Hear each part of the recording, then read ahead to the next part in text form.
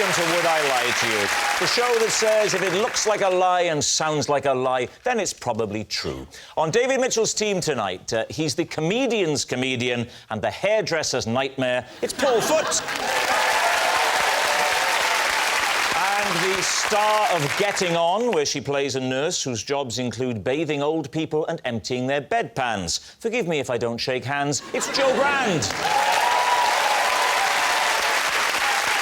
And on Lee Mack's team tonight, a survival expert who can kill, skin and gut a rabbit in seconds. That's the last time I take him to a petting zoo. It's Ray Mears.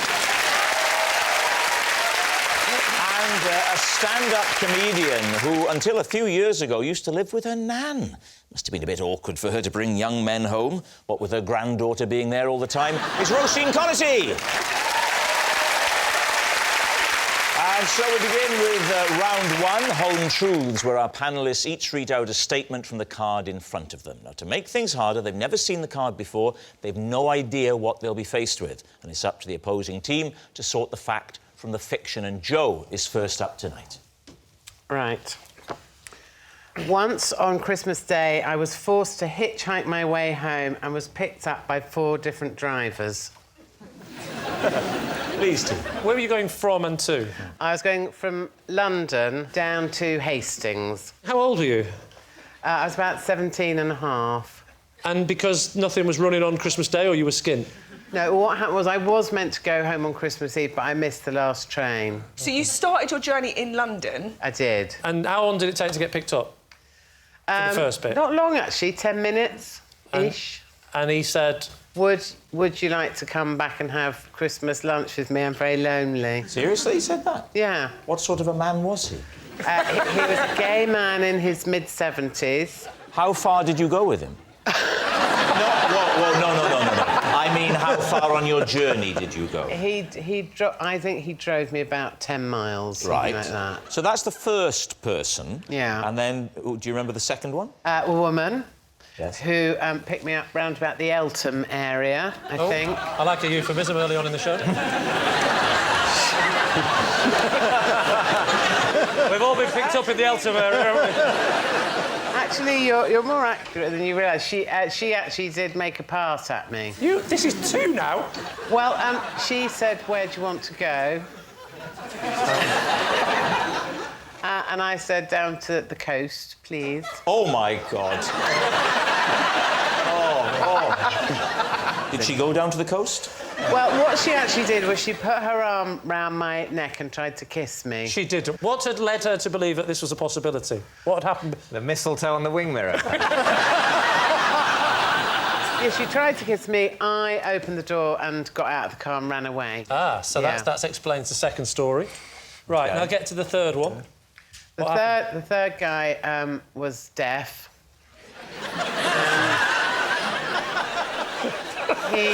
I'll tell you what, if this turns out to be a lie, you deserve a medal for making this as least plausible as possible en route to the story. But, OK, so he's deaf. Yeah. Right. And so I had to write down where I wanted to go. And you said Hastings on the card? Yeah. What did he say? He didn't say anything. He just started driving. Oh, my That's a bit God. menacing, isn't it? He didn't look scary. And who was the fourth? The fourth was a farmer. He said that he was fed up with his family, so he took me all the way to Hastings. So he's having a bad day on Christmas Day and decides he'd rather drive you to Hastings. Well, he said that he told his wife he was going out for a paper. That's the end, really, because he dropped me off where I was going. Did you invite the man in for a mince pie or something, you know? No. You didn't even invite him in? No. Do you think that's a bit weird? I don't. I think it's the weirdest bit of the story. He's given you a lift all the way to Hastings on Christmas Day. He's the only one who hasn't made a sexual pass at you. He's been entirely honourable. Just give him a little bit of a mince pie and some brandy butter. So what do you think? There's a lot of detail in there. I think it's not true. Based on... I think it's got too many characters, like a Tarantino film. The bit I'm doubting is that wouldn't you just write on a piece of paper Hastings and hope someone's going to Hastings rather than anyone going sort of that way and I'll just keep getting out and getting out? Have you ever hitchhiked? You sound very idealistic about it all. Well, I'm not getting in a car until I go into Hastings. I don't care what day of the year it is. Hastings, no. Paul does have a point. That's not how it works. You just go a little bit, and then maybe... And that's part of the fun of hitchhiking. It's who you meet. Don't try and pretend to me you've ever hitchhiked. I know you well enough. Getting at the back of a Mercedes once a week is not hitchhiking. I've seen it in films, though. So Ray thinks it's true. It's got to be true. OK. Too wacky to be made up. So you think they're too wacky to be made up, you think they're too wacky to be true? Yeah, I think she enjoyed making them up. So what's it going to be, then, Lee? OK, well, we'll say... be it on your head, Ray, but we'll say it's the truth. Saying it's the truth. OK, Joe Brand. Truth or lie? It is true.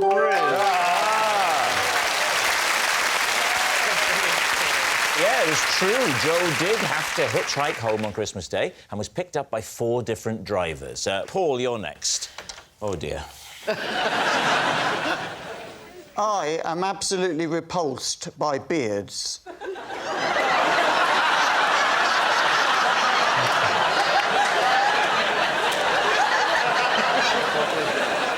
When my friend grew a beard, I changed my phone number so he couldn't contact me. Right, there we are.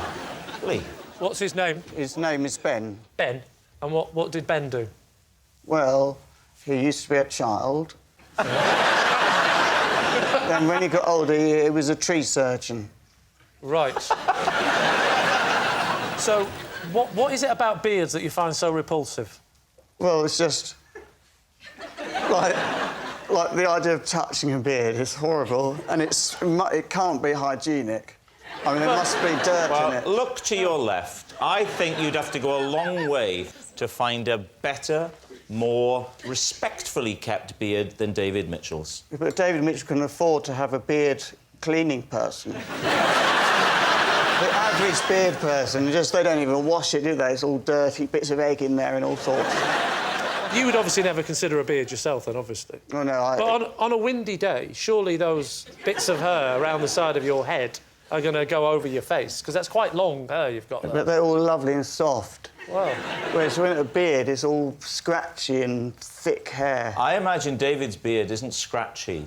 I imagine David's beard is comforting, soft and welcoming. And I invite you now to enjoy David's beard. I mean, strictly speaking, it's not your invitation to give. But you would be doing a great service to Paul. No, He's obviously a troubled young man. I would be honoured were Paul please. to fondle my face. Paul, knock yourself. Leave it to me to invite him. Well, go ahead if it would give you pleasure. It does not give me pleasure, that's the whole point. I hate it. But, you know... Oh, he's doing it, he's doing it. He's doing... If this is going to make you throw up, we can both do without that footage on YouTube. Did you tell your friend why you changed your number? No, well, what happened is... He used to have a smooth face, and then he grew, and it was a massive beard, and it was all really long and really unkempt, you know, like all long, and then I just couldn't deal with it. And you've never seen or heard from him since? Well, I can't, because he hasn't got my number. He can't contact me. When was this, Paul? How long ago? 2010. That's oh, sorry, I think I say years. 2010, years after the birth of Christ. I mean, you picked a good example. If you saw an image of Jesus Christ, would you have problems looking at it because of the beard? Or does it have to be a friend that's in your personal space? I mean, Jesus isn't my friend in that way. He is, Paul. Yes. And he's yours, too. But not yours, Lee. All right, so what's it going to be, Lee? Is it true or is it a lie? What do we think? True. Absolutely, every word of it. It's a lie. It's got to be a lie. You've done the opposite again. OK, so you're saying it's a lie, you're saying it's true. I'm going to go for true. You're going to say it's true? Yeah. OK, Paul Foote, was that true or was it a lie? It is true. Oh. Yes, it's true. Paul is repulsed by beards and did change his phone number rather than tell a friend he didn't like his beard. Ray, your turn. What have we got here? To hone my tracking skills, I used to secretly follow joggers in the woods. David. Which woods? That was in South London back then. The woods of South London. So It could have been lots of places. what you're actually. saying is a park. You followed joggers in the Yes, park. I've jogged through the woods in South London. I've never followed your tracks, Jim. No, well, I only jog at 0.03 miles an hour, so I'd be following you. What does tracking involve? Can you tell me? Yeah, you're following the marks and disturbances that animals or people or anything leaves as it moves along. So what is the evidence of a recent jogger? It can vary. So, for example, if it depends what the jogger's wearing. Probably running shoes. But they might have, for example, shorts on or long trousers. Right, here's a question. Imagine they've got shorts on. What would they leave? Well, then they would avoid maybe stinging nettles and brambles as they're running. Whereas this the ones with makes sense. tracksuit bottoms on are just going right through the bushes. And you might even find fibres left on brambles as the person passes by that enable you to determine the colour of the garments that they're wearing. All right. Can I ask you a question? Have you thought of getting a PlayStation? No. Just check. So you could find if they're wearing trousers and are therefore crashing through the nettles and brambles, you can find fibres, and if it's wet, you can see footprints. Mm-hmm. This is true. What if they're not wearing trousers and it isn't wet? What, If they're not how do you wearing track them then? trousers, they're probably not a jogger. Basic rule, trousers jogger, no trousers dogger. That's how I remember. Very basic system. You've got to have a system for these things. So when you're arriving at the woods, long after the joggers have gone, what do you look for first as the start of the trail? A muddy puddle, something like that, Right. where there's a clear footprint. But then you try to establish maybe the height of the person that you're running. Their personality even shows. Their personality? Their personality shows. In What, whether like they're things like, oh, they like jogging? Whether they're... yeah, exactly. Yeah. No, That's what you can learn, isn't it? Whether they're listening, to music or... How can you tell if they're listening to music? You can get a different thing in the Can you trail. tell what they're listening to from the rhythm of their footprints? You go, oh, this jogger's listening to samba music. I've died to know I can't yet determine what sort of music they're listening to. No, but how do you listen to music at all? People move differently. Rubbish. Seriously, you What have- a you have- Nonsense. So, David, what are you going to say? Is it the truth?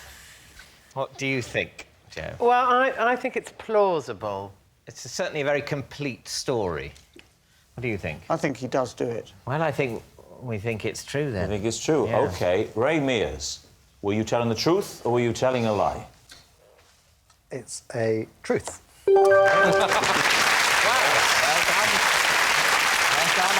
Yes, it's true. Ray did used to secretly follow joggers in the woods to hone his tracking skills. Our next round is called This Is My, where we bring on a mystery guest who has a close connection to one of our panellists. This week, each of David's team will claim it's them that has the genuine connection to the guest, and it's up to Lee's team to spot who's telling the truth. So please welcome this week's special guest, Andy.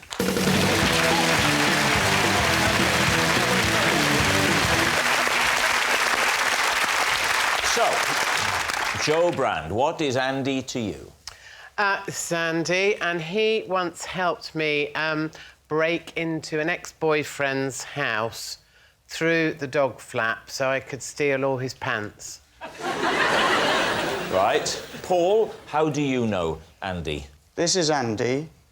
He is a great believer in telekinesis, and together we conduct experiments to try and move objects with the power of our minds. OK. And finally, David, what's your relationship with Andy?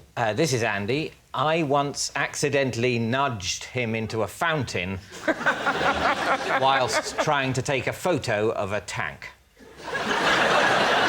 Well, there we are. Joe's fellow pants pincher, Paul's psychic sidekick, or David's fountain friend. Lee, where do you want to start? Joe. Just talk us through the incident again. Well, I was probably about 18-ish, something like that. And You just got in from a long hitch, had you? Yeah. And Andy was a friend of mine, and I was going out with this bloke who was a millionaire. We went to a party next door to his house. He ended up snogging someone else at this party. All right. Who did he snog? A woman with blonde hair. I can't remember her name. Roisin. So I was quite cross, and I just wanted to do something to make my feelings. And you decided to go through the dog flat? Yeah. What kind of dog did he have? A St Bernard. No.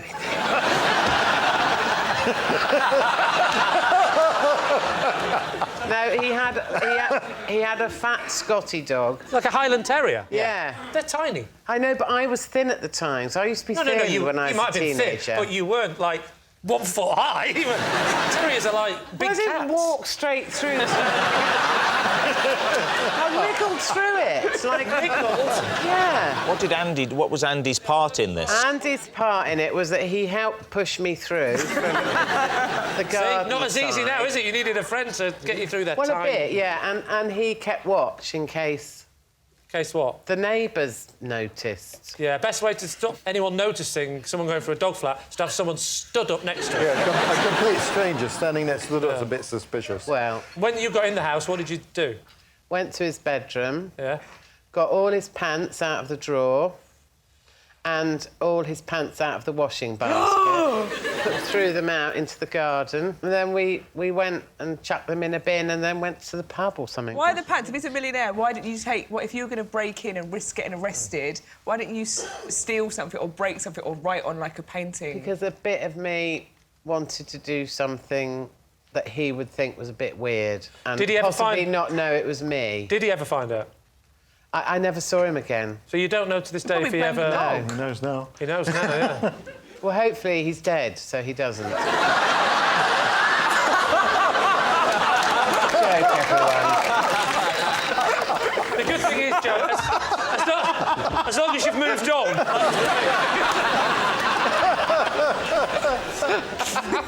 Blimey. Right, who else would you like to quiz? OK, Paul, so you believe that it's possible to move an object with the power of thought? Yeah, it's not just possible, we've done it. What things have you moved? We moved a vase. You moved the vase? Right. How far did the vase move? About half an inch. Right. About. How many times have you done this, Paul? We've moved things about 3 or 4 times. What other things have you moved? We moved a crisp packet. Well, they do... Was the window open, by any chance? No, it was full, and there was no wind. There's no way that could have moved. It turned. It turned. How do you know it just didn't move on its own, without telekinesis? Well, because if you put a crisp packet in conditions with no wind, it won't just turn. It could go on its own if it was Walker's. It's got air in it. Just saying. Or skips. Oh, skips, yeah. Can you move fruit? Oh, hello. But, you know, I couldn't... It would take some time. It takes... And it doesn't work in this kind of environment with sceptical people watching and everyone all just sort of judging. Is it better with gullible people? No. You've moved a vase, a crisp packet. Yeah. You said there were 2 others. What are they? A remote control. A remote control. Remote control, and what was the A last? cushion. Have you ever visually seen anything move, or have you closed your eyes, opened them, and it's moved? Yeah, we've always closed our eyes. Yeah. And... Do you know what? I think I know what's going on. No, but neither of us moved. We were both at opposite ends. No, I know. I'm not doubting you, Paul. I'm just saying your friend Andy might be a bit of a charlatan. What about David? Where did this happen, then? Come on, tell us all. It happened at a military museum in France. Military museum in France. You've taken a photograph of a tank. Which And- military museum in France? Good It question. was called the Musée des Blindés. Well, what does that mean in English? I think it means there's a museum of armour. Right. He knows I can't argue with him. Say anything. Whereabouts in France? I think it's quite near... It's sort of in the middle-ish on the left. Now you're talking my language. And what were you doing there? I was looking around the museum. Museums, tank museums? Yeah. Do you do this often? Well, we were... Me and I've got a wife now. Wow. Yeah. I'm surprised... It's definitely a lie. To be honest, I'm surprised that's never come up on the card. You'd never have believed it. So this is quite recently? It's, last summer. Last summer, you said, darling, it's time for you to know the truth about me. Well, now it's time to know the real me. Museums, France, come on! I knew you had a microphone in our bedroom. So, talk us through the incident with Andy and how that actually happened. Well, outside the sort of front bit, there's like a piece of artillery and a tank. And I wanted to take a picture of the tank as well, I might, you know. What sort of tank was it, David? It was a German tank. Was it? A Tiger tank. A Tiger tank? Yeah. So you've taken a photograph of your granddad's tank and then...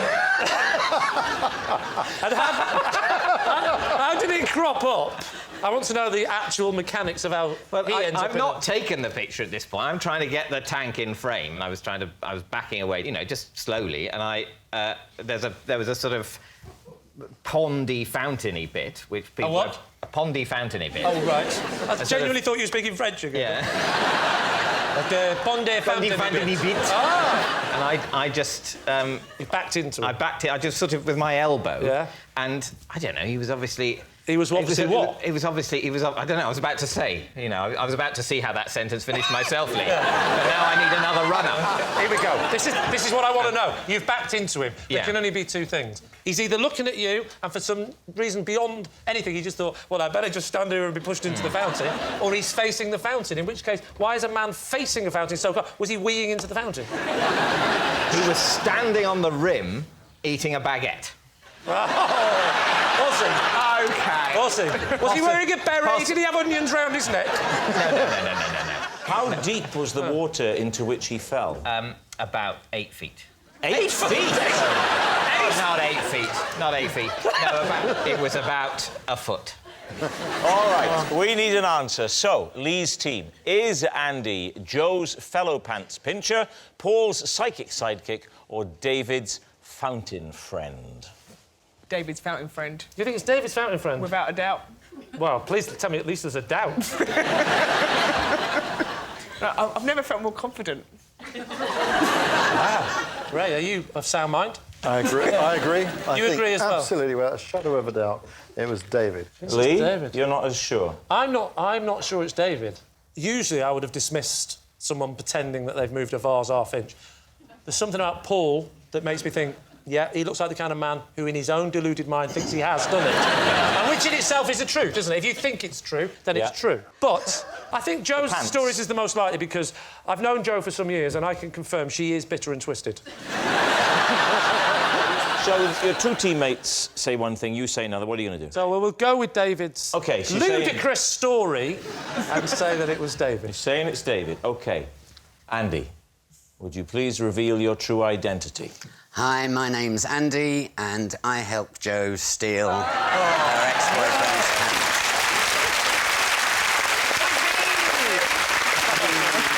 Ladies and gentlemen, Andy, thank you very much.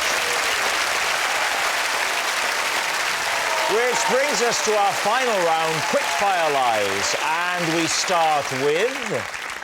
It's Lee. A man from Brazil once taught me a very simple noise you can make that will always stop a fox in its tracks. David's team. Can we hear the noise? I'll be honest with you, it's a very instinctive thing, and without a fox, I'll be a fox. Ready? Yeah. Ready? Yeah. Can you do fox not reading a book? No. They know. They know. They know. You dumb, don't know. Ready? Ready? OK. Come on, Mr. Lee. Come on. Oh. Stop me, Mr. Lee. Stop me. I didn't think this would give Rob an impression opportunity.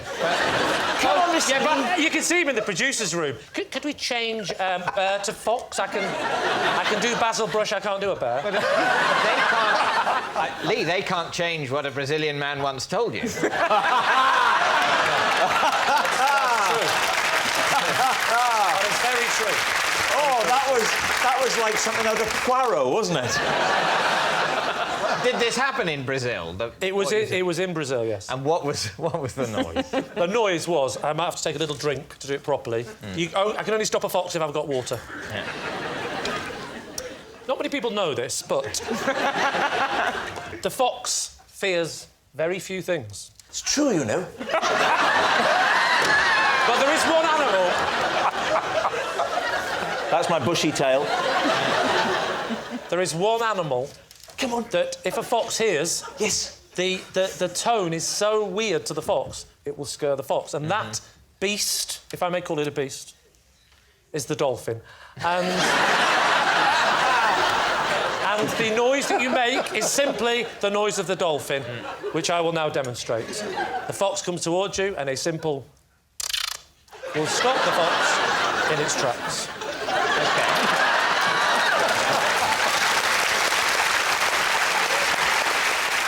Can I just ask you, why would you want to stop a fox in its tracks anyway? Foxes aren't aggressive. They don't run towards you. Foxes are aggressive. They gnaw at our recycling box. Well, can I just say, they don't gnaw at my recycling because I have a letterbox and this. They're off. So was it a recycling gnawing scenario that the Brazilian man was giving you this technique in order this to was avert? just one of those crazy drunken nights in Rio that I'll never forget sitting there. I wasn't even talking particularly to this gentleman. No. He was smoking a big fat cigar and he turned around to me and goes, you know, if there's one thing that life has taught me... this will always stop a fox in its tracks. Well, and he did that. He blew the smoke into my eyes and we slept together. Truth or lie? Lie. It's a lie. OK, Lee. The suspense is killing us. Is it true? It is, in fact, a lie. Yes, it's a lie. Lee wasn't taught a noise that can always make a fox stop in its tracks. That noise signals time is up. It's the end of the show, and I can reveal that David's team have won by 3 points to 2. But it's not just a team game, and my individual liar of the week this week is Joe Brand. Thank you. Yes, Joe Brand, devious, calculating and shamelessly misleading. If she wasn't a comedian, she'd have made a hell of an accountant. Good night.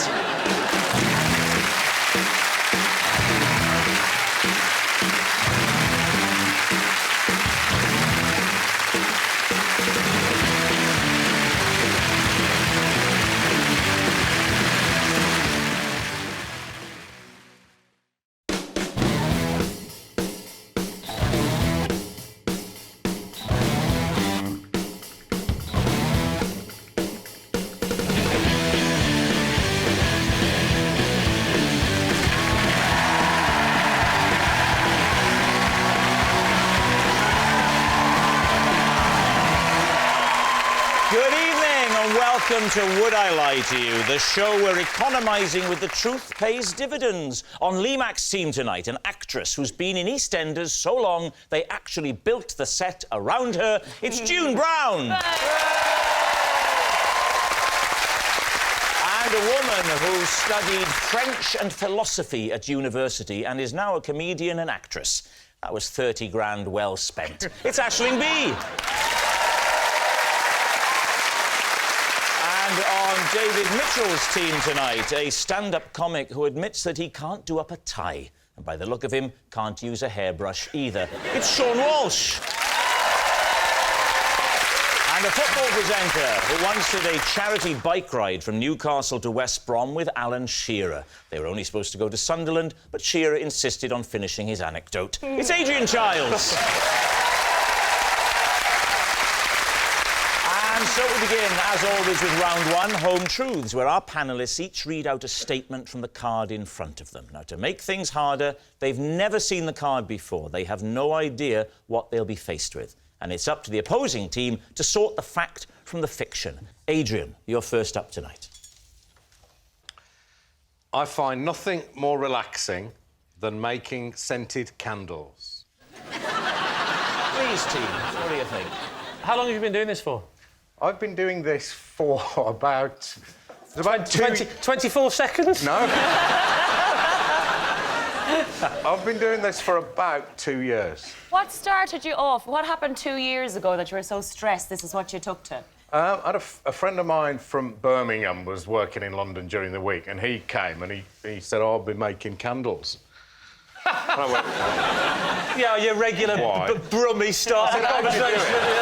He said, Adrian, yeah, I've just been making the candles. What It was something like that, actually. He said there was a little shop near me in West London where you can get all the candle-making stuff, and he told me how to do it, and that sounds relatively simple. I've never been able to do anything practical, anything arty or crafty. I thought, perhaps this is the one poxy little thing I could do. I've genuinely never... How do you make a candle? What does it come in? Shall I tell him? Do you know? Yes. Do me a favour. Don't tell him. What you do is this. You get a glass, say, any glass, and then you melt your wax. And obviously it's come solid. You melt it very gently in a saucepan. So it's Where liquid. do you buy wax? Liquid. Where From a would I candle-making go? shop. From a Well, candle-making I've never shop. seen any candle-making Neither shops. had I. Neither had I. And I live I've half a seen mile one. from There's it. one just down the road, just near the butchers and the bakers. I've seen one of those. That's the candlestick maker. Is that different? They make candlesticks, What's not the difference between a candles. candlestick and a candle? You know, a candlestick isn't something you... That's not a candle, you know. That's It's a candle holder. A candlestick. candlestick is the thing you put the candle in. No. You Yes, idiot. yes, Candlestick is a stick-shaped candle. No, it's not. I've always assumed that the candlestick maker was basically just the candle maker, but they put the stick in for scansion. No, I think the candlestick refers to the stick. What? So you think that's the man...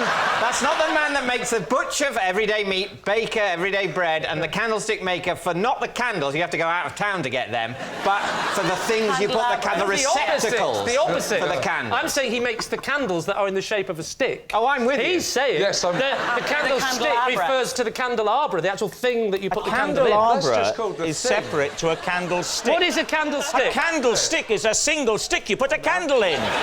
With all I dare say, let's refer to the expert. June, is a candlestick the candle or the thing you put the candle in? I'm afraid it's the thing you put the candle in. Stick. Damn. Get me Barbara Windsor! Anyway, Adrian, you were saying. Yes, so you melt the wax, and then you basically stick your wick... Look, you stick your wick at the bottom of the jar, and then the wick sticks up. You might have to just hold the end of it just to keep it stiff. Then... I'm not making this up, honestly. Then, right, you've got your wax, and you've put your scent and your colour in the wax by this time. And then you just pour it into the cup, and just to as high as you want it, and then you let go, and the wick stays where it is then, and then you just got to let it cool down. Right, now we know the process. June, is that how you make a candle? I don't know. I do.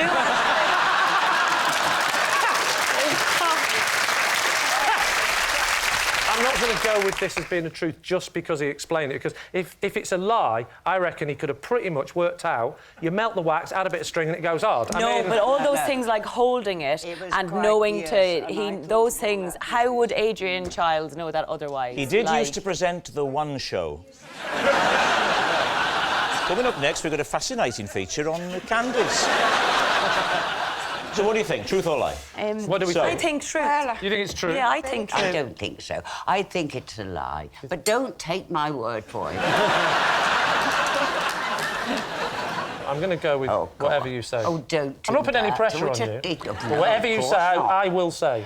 Just go 1, 2, 3 and say something.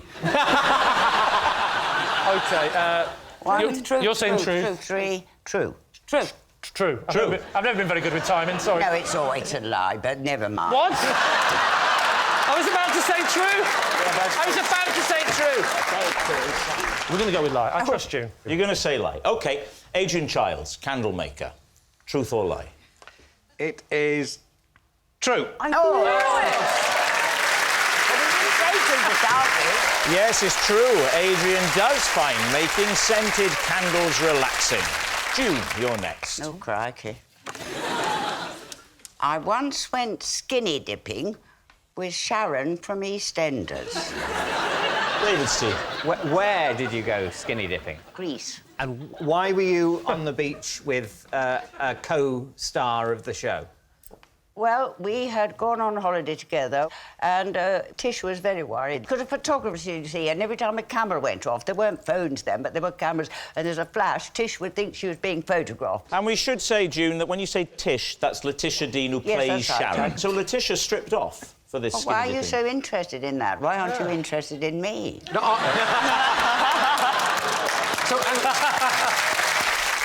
So, when was this happening? Well, it was about 1988, I'd Right. say. It might have been 89. Right. And why did you decide to go swimming naked rather than wearing swimming costumes, as is conventional? Because there was nobody else on this beach, except a lot of poles. Well, not...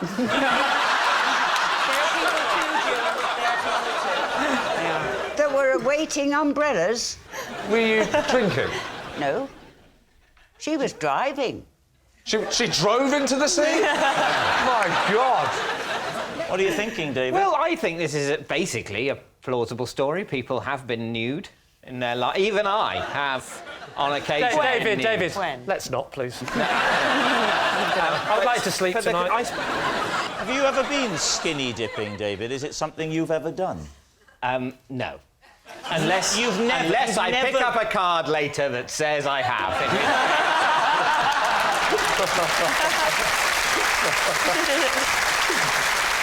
Can I ask one more question? Do you mind? What factor sun cream did you wear as you went in? I don't think I had any on. It's not responsible, really, Well, is it? Again, this isn't the one show. You're not presenting a feature on sun care. OK. Do remember, if you are popping in with your tinkle out, to cover up with a bit of sun cream. Anyway, Giles Brandreth has been investigating teddy bears. So what are you going to say? What do you think? Truth or lie? What do you think? If you're worried about cameras, it's not the first thing you think of. Let's go and find a beach and get our kit off and get in the sea in broad daylight. Yeah. So, I think lie. Lie? I would go with lie. Lie. We think lie. You think lie? Lie. OK.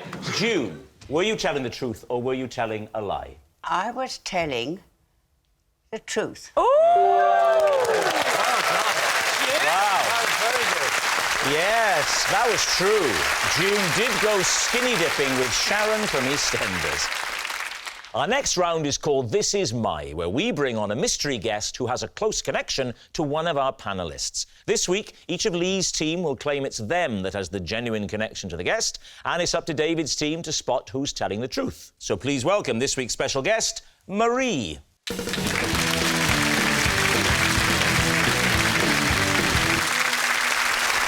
So, Aisling, what is Marie to you?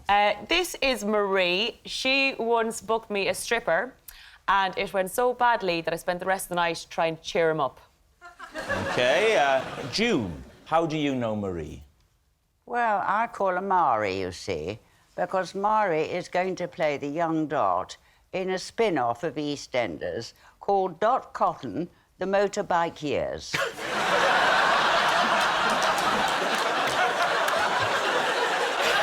OK.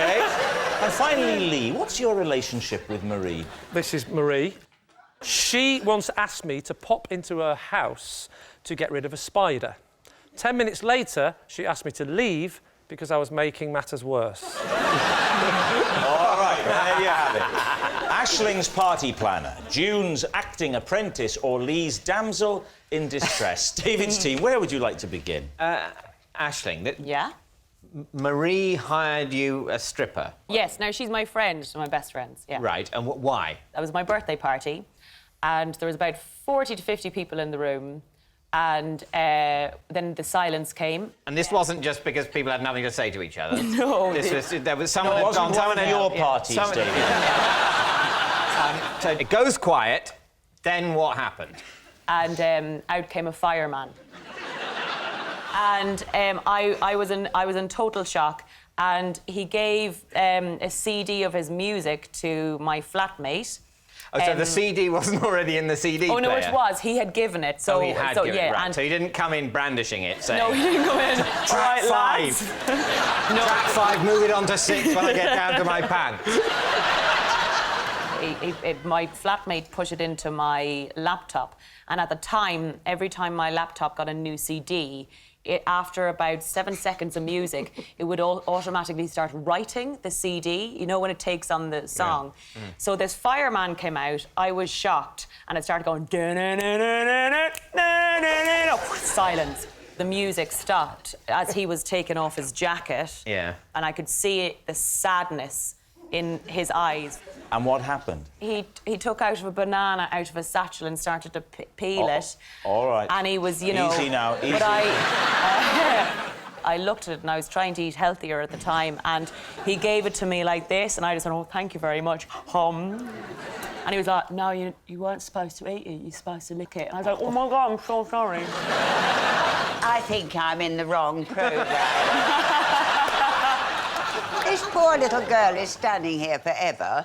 What's it got to do with her, I want to know? Marie booked me the stripper, and she was also really disappointed. Oh, you naughty girl. Because we'd all chipped in a tenner, and Marie had spent ages looking for a nice, fit policeman, and she opened the door and she was really disappointed because a little bit of a tubby fireman turned up, and that is not what she'd ordered. So, how did it end? Oh, well, after the banana incident, he went for the next bit, which was the whipped cream.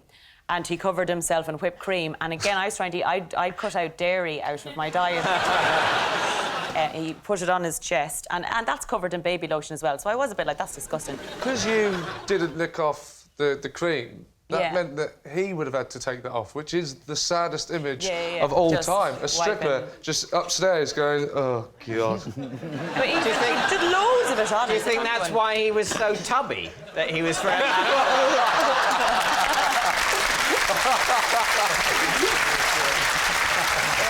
All right, David. Who would you like to move on to?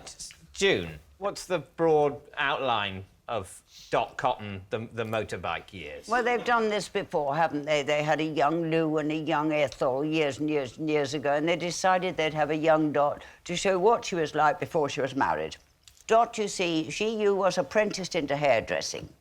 And what happened was she used to go around on a motorbike with a sidecar. This was before she married Charlie. She met him, actually, because she nearly knocked him down with the motorbike and the sidecar, and that's, unfortunately, how she met Charlie. So she used to go around to her customers on the motorbike.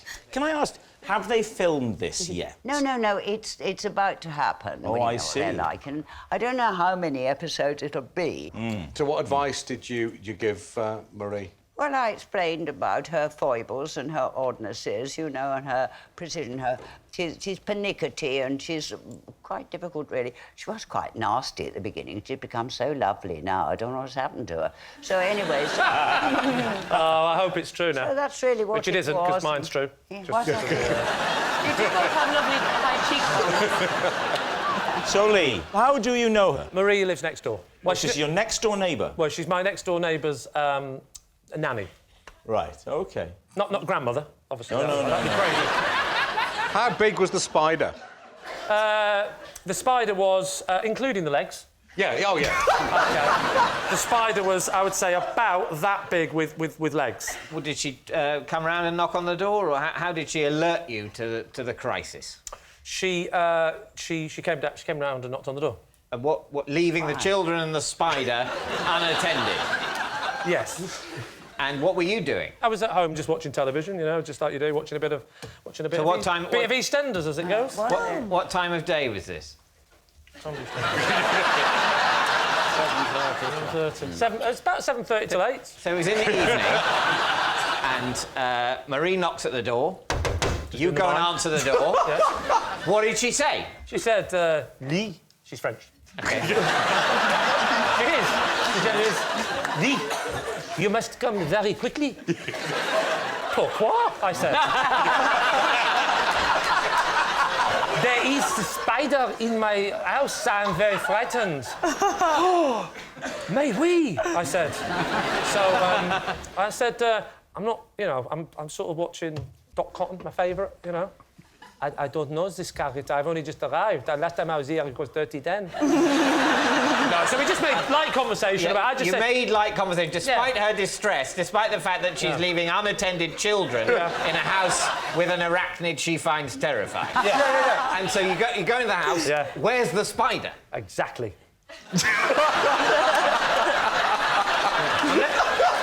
La spider, I said. And she said, "He's in the bathroom." In the bathroom? Bathroom? In the back room? No, that's what I said. I said, no, it's bathroom. And she went, oh, thank you, I've learned something. So it's not... And then she went upstairs to the bathroom. Yeah. And she said, it's under that thing there. What thing? There was a little corner cabinet. She goes, it's under there, it's under there. So I said, stand back. But I'm actually a bit frightened of spiders. So I was trying to play it cool, like I'll sort it out, but was terrified of what I might see. So I asked if she had any... like brooms and stuff, and she passed me the broom. So I get the stick and I try and move the thing, and as I'm moving the thing, the vase that was on top fell over and smashed. Now, that was just the start of my problem. Oh, God. Put it this way, have you ever seen that episode of Mr. Bean where he tries to catch a spider? No. Good, I'll use that then.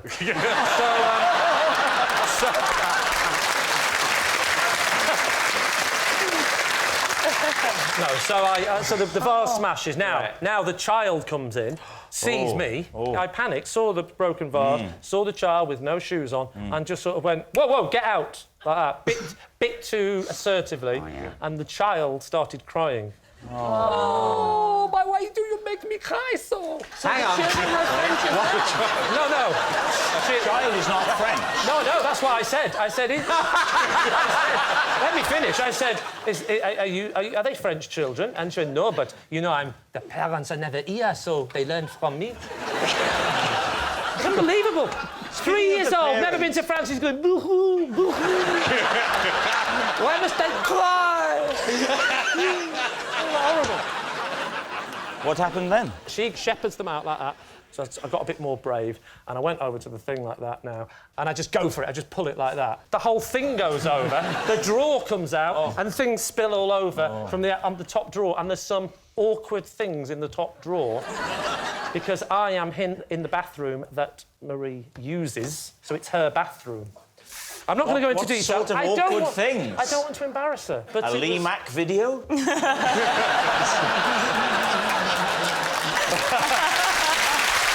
Some awkward things.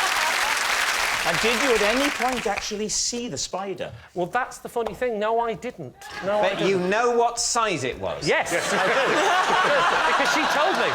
She told me, didn't she? You described the size quite specifically. Because I listen to women, Rob. That's the difference between me and you.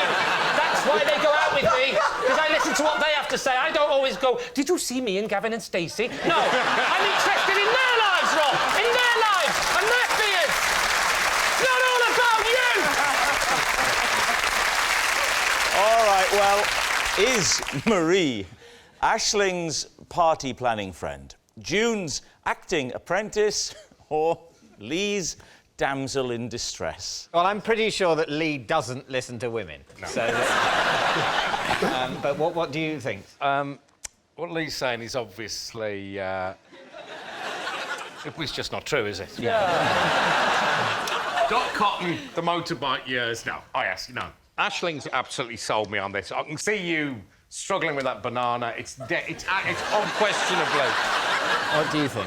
Marie looks Irish as well. There's something about her that's Irish. OK, we think it's the stripper story. You think it's Aisling? OK. Marie, would you please reveal your true identity? Sorry. It's...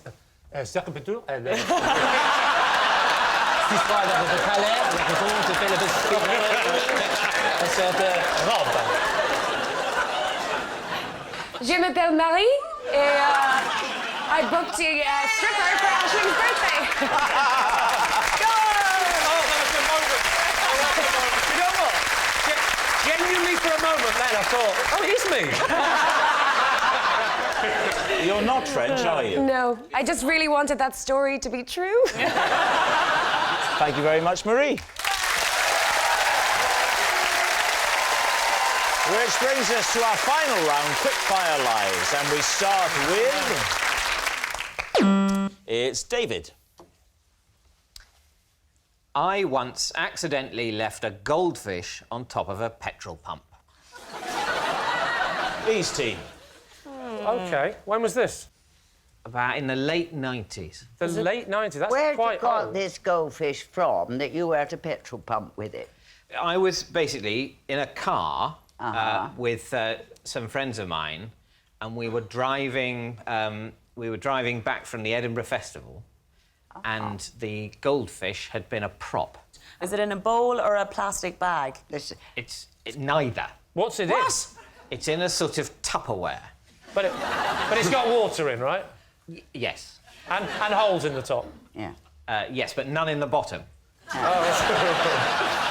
We stopped for some petrol, and I fancied stretching my legs because I was sitting in the passenger seat with a goldfish on my knee. Right. You were travelling back with it on your knee? Well, how would you? I wouldn't be so selfish. I'd have gone by submarine and towed it. But I'm different to you. I'm far more giving than you. I think you have an exaggerated idea of how wide Britain's canals are. Because if you tried to take it by sea, the salt would have killed it, you barbarian. Oh, it wasn't the salted goldfish? A salted goldfish is a starter. This was a pet. So you rested it on top. Yeah. Now talk us through what happens next. I get out of the car with the goldfish, put it on the petrol pump. Again? No, I'm rewinding a bit. Oh, right. So, all right, I'll rephrase the question. Tell us what happens next, but before that, go back 10 seconds. Because, quite frankly, that was the gripping bit of the anecdote. I'd like to hear it again. So, go on, then. You all get back in the car. Yeah, and we drive off. How far had you gone? I think it was several miles. I, at this point, realise, I'm feeling sort of more comfortable and less sort of stiff and clammy than I have been for the first bit of the journey. And then I realised, hang on, we've left the goldfish behind. OK, what do you think, Lee? Is he telling the truth?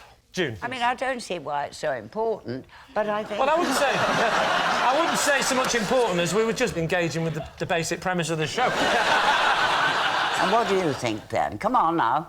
Well, now you've put me under pressure, and now I realise it's like to be a guest. I'm genuinely worried. You see what I mean? Horrible, isn't it? Don't make us do it, you do it. Now, what do you... He hasn't made an actual decision since Series 4. Yeah. I just realise what everyone else says. I didn't know I was going to be asked what I think. June, we'll go for it. The women will decide. Oh. Yes, brilliant. All right, it's a lie. Yes, You say it's a lie, you say it's a lie. In that case, true. We could have asked it.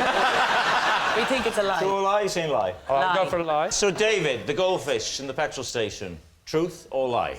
It is true. Oh, no! Yes, it's true. David did once accidentally leave a goldfish on top of a petrol pump. Next. It's Lee. I found out my girlfriend was cheating on me while I was bouncing on a trampoline and spotted her over the fence with another man.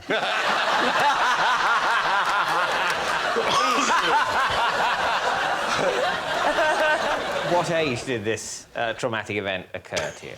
I was 18. So what were they doing next door? Well, you don't want to know that age. They were lying, believe it or not, on a trampoline.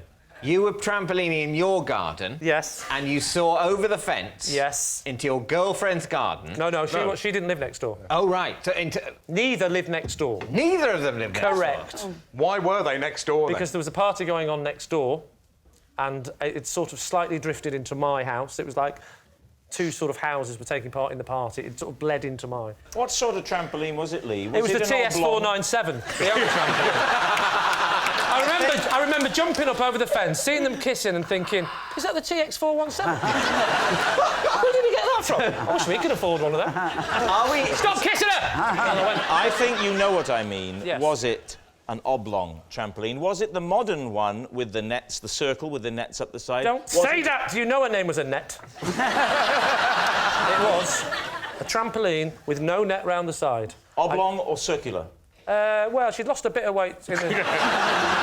I would say slim to oblong. So, you couldn't see what was going on except at the top of your bounce trajectory, is that right? Yeah. Yeah, and then what do you see for an instant at the top of that bounce? Are they already doing it?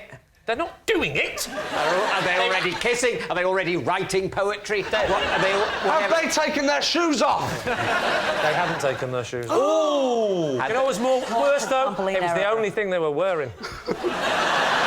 How long had you been seeing her for? We've been up and down over the years. So go on, you're at the peak of your trajectory, Yeah. affording you a wonderful bird's-eye view of the neighbouring trampoline. Correct. What did you see? I saw my then girlfriend. Whose name was? She was called Joanne. So what happened? I wanted to have a proper look. I went straight up to the climbing frame, and, sure enough, my fears were confirmed. Oh, my It was word. the TX497. You must have been furious. Oh, I was so angry. I was so angry. So I came round, got on the trampoline, and I went, Joanne! And she looked round, there was no one there. And then I went to the top again, Joanne! She looked round, there was no one there. This carried on for a long time. Joanne! So then I timed it perfectly. I said Joanne when I was down. Joanne! Well, it took a while before I worked out that system. So what do you think, David? Is he telling the truth? I don't think so, no. Why? Can I be honest with you? I'm not convinced either. Lee, bouncing on the trampoline and spying Joanne. Truth or lie? It's a lie. No! I would love it to be true, but... And that noise signals time is up, and I can reveal that David's team have won by 4 points to 1. But of course, it's not just a team game. My individual liar of the week this week is June Brown. Yes, June Brown. She's given us more rabbit than Watership Down. Good night.